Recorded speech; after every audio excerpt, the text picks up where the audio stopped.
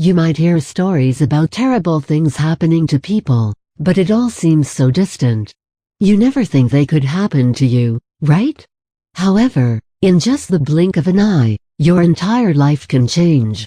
In a rural Massachusetts town, teenager Molly Bish was just like any other ordinary student. She was out of school for this summer, and she was enjoying spending time with her friends and putting in hours at her part-time job. Molly had no idea that, one fateful morning that summer, her life would be brutally taken from her. The scariest thing about this crime? Her killer is still at large. On June 27, 2000, Massachusetts teen Molly Bish showed up the local pond at 1 a.m. to start her shift as a lifeguard.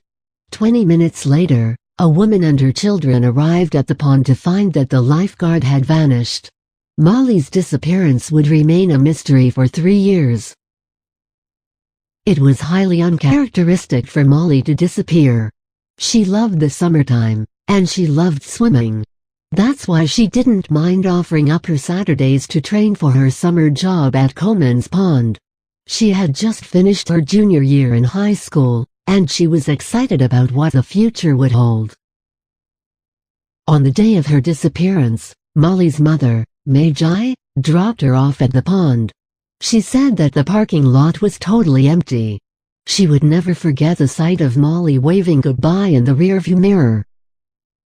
When Sandra Woodworth and her kids arrived at the ponds minutes later, Molly was gone. The first aid kit was wide open, Sandra recalled. Backpack was on the beach, her towel was draped over the back of the chair, sandals were in front. The Poland Springs water bottle was right there. But there was no Molly. Molly's boss, Ed Fetter, arrived at the pond as quickly as he could once he heard that his lifeguard was gone. He knew immediately that he had to call the police and Molly's family. The police assumed she had ditched work to hang out with friends, but everyone who'd ever met Molly knew that she would never do something like that. She took her work very seriously, said Molly's sister, Heather. There's not a doubt in my mind that she would have done anything to jeopardize that.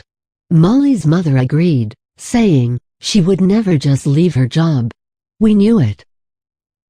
Once the police realized that Molly was likely not playing hooky, they began to fear that she had drowned. Again, Molly's family disagreed. Molly hated the slimy feel of the bottom of the lake and never went in without her sandals, which had been found on the shore. Before long, the state police were called in to help solve the disappearance. There weren't a lot of clues besides the open first aid kit. Had someone feigned injury to catch Molly off guard? Whatever happened, it started the biggest hunt for a missing person the New England state had ever seen. While the police began their search for Molly, Magi revealed her own fears about what had happened to her daughter. She said a strange man with a mustache had been lurking around the pond's parking lot the day before and she suspected the worst. Magi took her fears to the police, who weren't surprised. You see, Magi wasn't the first person to mention this stranger to them. Several other witnesses had reported that the man, who had been driving a white sedan, made them uneasy. The police were able to put together a sketch of the man with the help of Magi's mom and other witnesses. They described him as being between 45 and 50 with graying hair.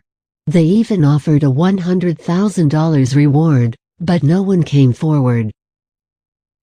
The police began researching local sex offenders and initially thought Oscar Belarjan might be a suspect.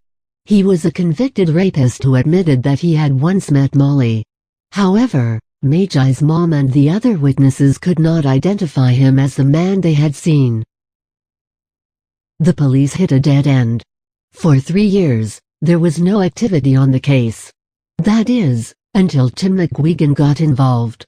A former cop, Tim had passion for working on missing persons cases in his spare time, and Molly's story had captivated him.